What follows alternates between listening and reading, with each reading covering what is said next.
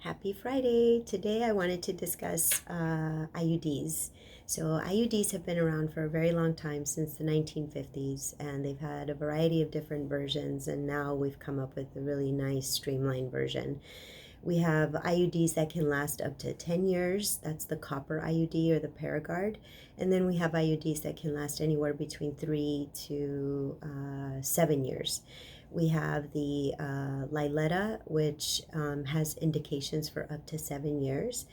Mirena and Kylena, which are up to 5 years, and the Skyla, which is 3 years. And all of them have pluses with them.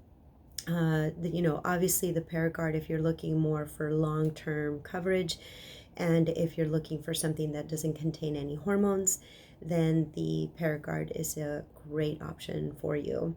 One of the things with the Paragard that could be a little bit bothersome to some patients is that it may cause a little bit more bleeding during your cycle, but that's pretty much it.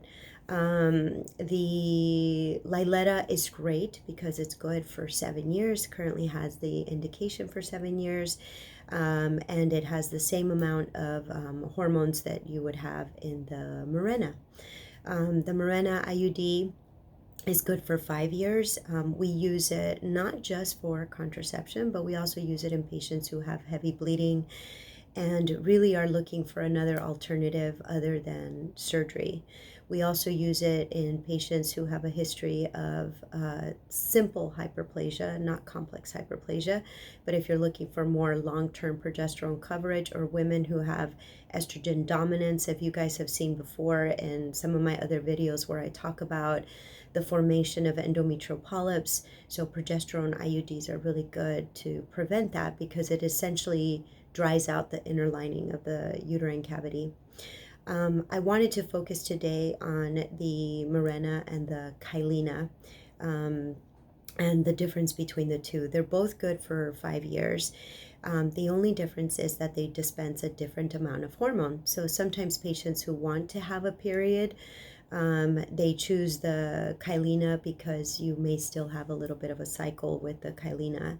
The Mirena, you have higher rates of amenorrhea. Amenorrhea means that you don't get a period at all, and that's just because it dispenses a little bit more of the hormone. So Mirena dispenses about 20 micrograms and per day, and the Kylena dispenses about 17.5. The difference is in the lumen. So if you're looking for a more streamlined IUD, then you would be opting for the Kylena. For patients who have had babies, the cervix has been dilated, or you can actually use both. The Mirena works really great for that. But here is the Mirena, and I'll show you guys the difference between the two. But if you look at the lumen, so I'm actually ejecting it. The way that we insert it is like this, right? So the arms are not flared out, but once it's inside of the uterus, then we eject it, and this is what it looks like. So if you want to look at the difference between that and the Kylena, you can kind of see the lumen there. You see how this one's a little bit thicker, and then that one's a little thinner. So this is the Mirena, and then that is the Kylena. I'll show you guys how we insert this with our model, but you can see also on this little inserter here that it has little kind of tags with numbers on it. So what we do is we do what's called sounding the uterus, which is we just measure the distance. So here's my little model. We measure the distance of this area here. So we want to know how deep we have to go, so that we know how deep we have to insert this. So anytime you come in, we're going to take a measurement of that length, and then we mark it with this guy. So say for example, this is 7 centimeters. So we'll go to 7 centimeters. We'll put it there so we know we don't want to go too much deeper, because if you go deeper, you can perforate somebody. So I'm going to show you guys how it's inserted. So first we put the device into the little barrel, and then I'm going to move this down so you guys can see better. but here's the model. So we would be inserting it into the cervical canal all the way to the fundus. We pull back a little bit, and then we inject it, push forward just a tiny bit, and voila, now it is inside of the uterine cavity. So a lot of patients always ask me, am I going to be able to feel it? They think that this little guy is in the vagina. It does not stay in the vagina. It would fall out very easily. Also, you can see there's little strings here. These little strings are meant for your provider to be able to pull it out after 5 years, or say you only wanted it for 3 years or 2 years and you decide you want to get pregnant. Then we just go with a little clamp, grab these strings and pull it down. So voila, that's how we take it out. Super easy. When you're having sex, and if there's foreplay and your partner has their fingers in there, please tell them not to pull on these strings. I have had patients come in.